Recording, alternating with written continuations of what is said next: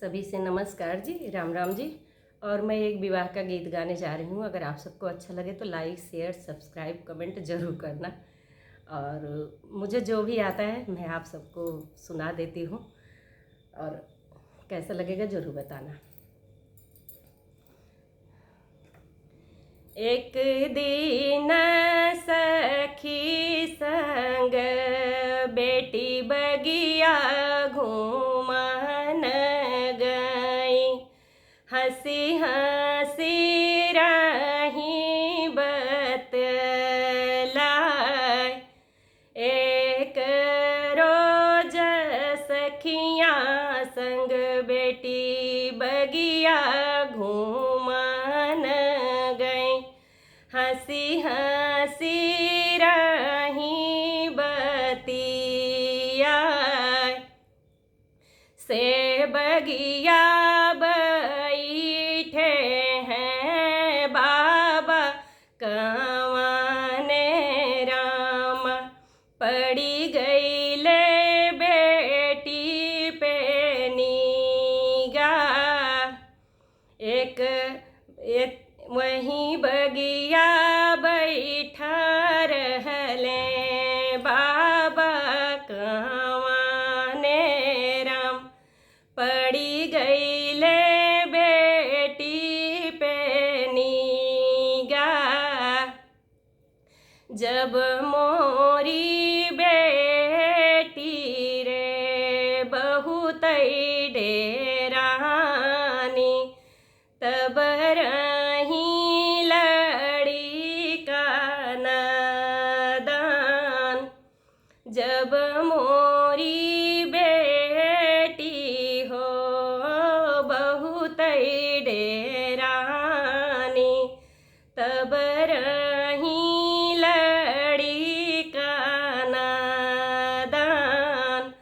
आज मोरी बेटी हो हंसी मुस्कानी, अब बेटी भइली सयान।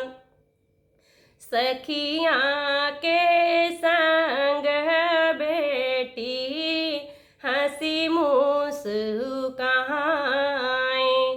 अब बेटी भइली सयान।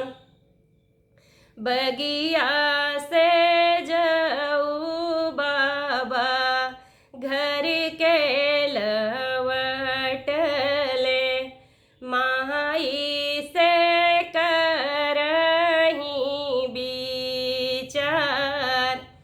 बगिया से आए हैं बाबा कवाने राम, माई से करही विचार।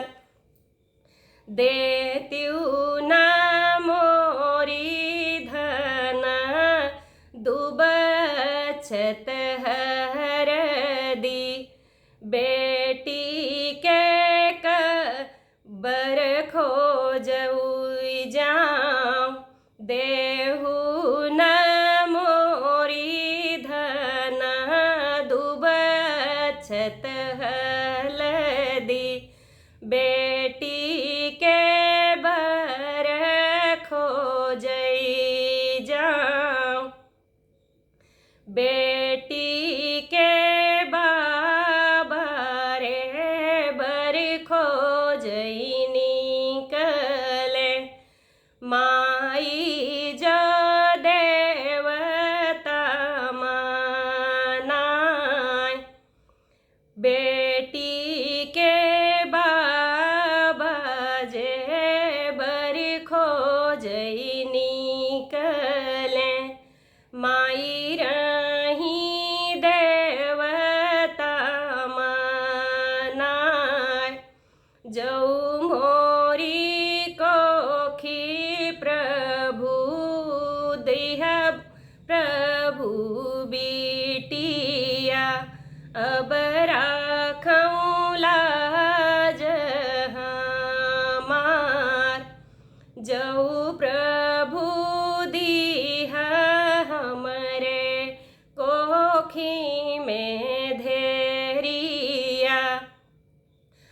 अब उनकर भाग्य बना, अब बेटी के भाग्य बना।